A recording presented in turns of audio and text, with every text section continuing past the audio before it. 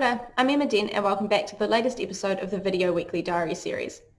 As usual, we'll kick things off with our notable events of the week. Medicinal cannabis company Rua Bioscience completed its IPO on Thursday and began trading on the NZX's secondary market. Turnover across the first 2 days of trading was strong, with $8 million traded. Rua closed the week at 70 cents, up 40% on its IPO price of 50 cents. Metlifecare Limited announced that the scheme of arrangement with Asia Pacific Village Group Limited gained High Court approval. Holders of Metlifecare shares at 5 p.m. on the 29th of October will be entitled to receive the scheme consideration of $6 per share, which will be paid on the implementation date. The implementation date is expected to occur on the 3rd of November. Metlifecare ordinary shares were suspended from trading last Friday and will cease to be quoted from close of business on the implementation date. Metlifecare bonds, MET010, will remain quoted on the NZDX. PGG Wrightson Limited provided guidance that the board considers it well placed to deliver an operating EBITDA result of around $52 million, or around $30 million, excluding the impact of the new lease accounting standard. PGW advised that it is the intention of the board to resume the payment of regular dividends. It is the expectation that an interim dividend of no less than 8 cents per share will be declared, providing that trading performance remains within current guidance.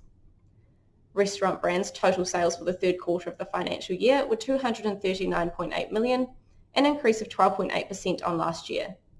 Despite the impact of ongoing COVID-19 restrictions on dine-in, same-store sales for this quarter were positive for all regions. Total year-to-date sales were $623.3 million, an increase of 2.4% on the prior year. Moving on, let's take a look at our weekly recap. The total value traded for the week was $968 million, with 61% of that value traded on market and a trade count of 224,000. The S&P NZX 50 rose 0.7%, closing the week at 12,470. In global markets, the S&P 500 rose 0.78% and the ASX 200 fell 1%. Further information on the weekly recap, including the value and volume of the NZX top 10 securities, can be found in the weekly diary. And finally, our week ahead. We have 8 issuers holding their annual general meetings this week, and ANZ are expected to release their full year results on Thursday. We are getting close to our next busy results period, with approximately 100 preliminary results due by the end of November. And lastly, Argosy Property Limited green bonds quote tomorrow on the debt market. Thank you for watching the weekly diary video. Don't forget to check out the weekly diary and the links below for more information. Stay safe and have a great week.